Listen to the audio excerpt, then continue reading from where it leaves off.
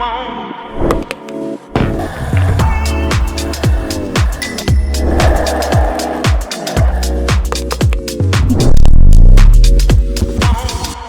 welcome back students. இது உங்கள் mister physics channel. நம்ம இந்த வீடியோவில் என்ன பார்க்க போகிறோம் அப்படின்னா, மோஷன் இன் எ பிளேன் அப்படின்ற கான்செப்ட் கீழே வெக்டார் அடிஷன்ற ஒரு முக்கியமான ஒரு கான்செப்டுக்குள்ளே நம்ம இப்போ போகிறோம்.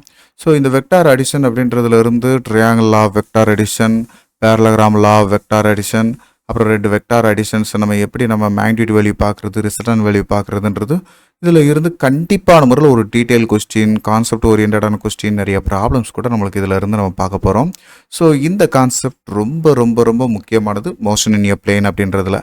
நமக்கு தெரிஞ்ச ஜென்ரலான ஒரு வெக்டார் அடிஷன் ஃபார்முலா என்னப்பா, ஒரு ரிசல்டன் வேல்யூ ஆர் வெக்டார் அப்படின்றது ரெண்டு வெக்டாரை நம்ம ஆட் பண்ண போகிறோம் ட்ரையாங்கிள் லா ஆஃப் வெக்டார் அடிஷனில். ஒன்று A vector, another one is B vector. சரிங்களாப்பா, இதை எப்படி நம்ம ஆட் பண்ண போறோம்? இதுக்கான வெக்டார் அடிஷன் நம்ம டிரா பண்றதுக்கு ஃபர்ஸ்ட் இனிஷியலாவே diagram வரைஞ்சிருவோம்.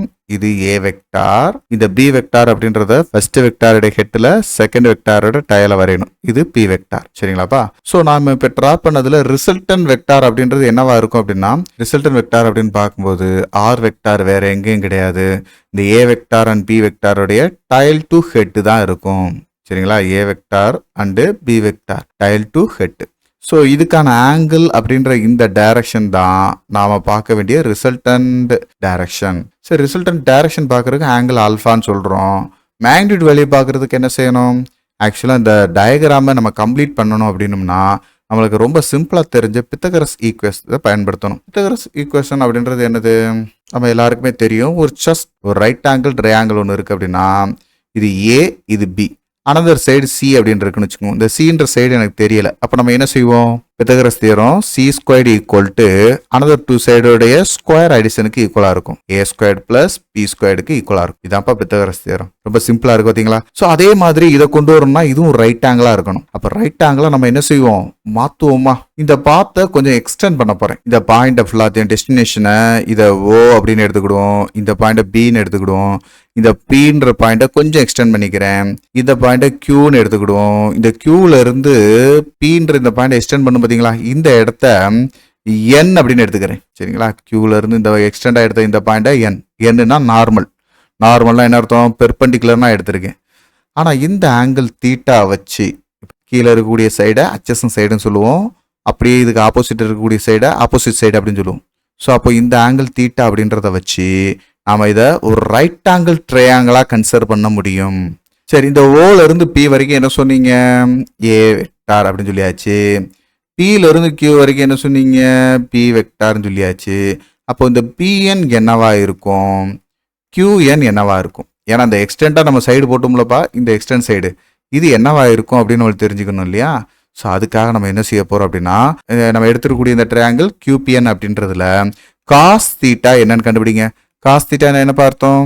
Adjacent side by hypotenuse இல்லையா? அட்ஜசன்ட் சைடு அப்படின்றது இங்க என்னது? இதோடைய ஹைபாட்டனிஸ் அப்படின்றது கியூபி அல்லது பிக்யூ அப்படின்னு எடுத்துக்கலாம். நாம பிக்யூன்னு எடுத்துக்கிடுவோம்.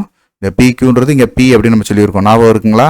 ஸோ அதனால இந்த பிஎன் அப்படின்றது வேற யாரும் இல்லை, பிக்யூ காஸ் தீட்டான்னு எழுதலாம், அல்லது PN equal to B cos தீட்டான்னு கூட எழுதலாம். அதாவது இந்த இடத்துல கீழே கூட எழுதிரும் பி காஸ் தீட்டா.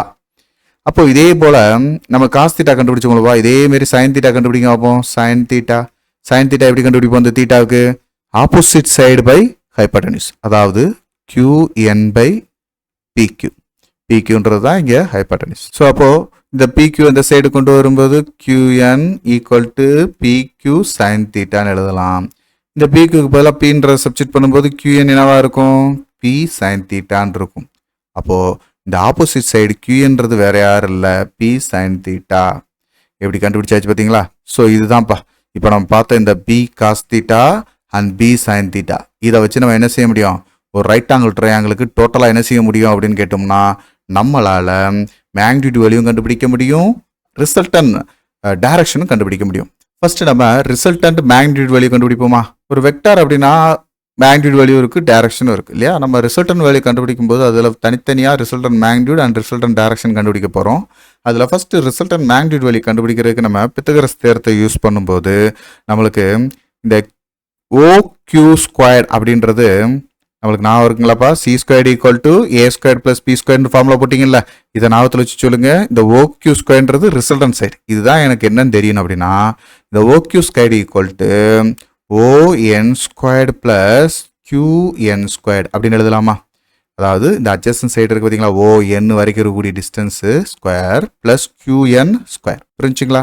ஸோ இப்போ இந்த ஓஎன் அப்படின்றத எக்ஸ்பேண்ட் பண்ணி எழுதும்போது OB plus BN whole square plus QN square அப்படின்னு எழுதலாம். இங்கே ஓபி அப்படின்றது வேற யாரும் இல்லை, நம்ம ஏற்கனவே எழுதுனா ஏ தான்.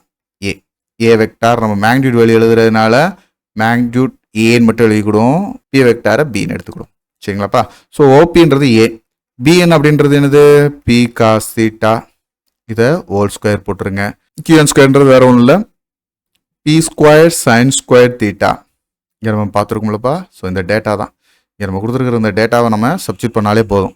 அப்போது இது A plus B whole square ஃபார்முலாவில் இருக்குது. அதை எப்படி எழுதுவோம், A square plus B squared cos square theta plus 2ab cos theta plus B squared sin square தீட்டான்னு எழுதுவோம். ஸோ இப்போது இந்த ரெண்டு டேர்ம்லையும் பி ஸ்கொயர்டு காமனாக இருக்குது. அந்த பி ஸ்கொயர்டு காமனாக இருக்கக்கூடிய டேர்மை தனியாக என்ன செஞ்சிரும், முதல்ல எடுத்து எழுதிரும். இதை சைன் ஸ்கொயர் தீட்டாவையும் இங்கே இருக்கக்கூடிய காஸ் ஸ்கொயர் தீட்டாவையும், அதாவது பி ஸ்கொயர்டை காமனாக எடுத்து எழுதும்போது ரெண்டும் ஆட் ஆகும் இல்லையா?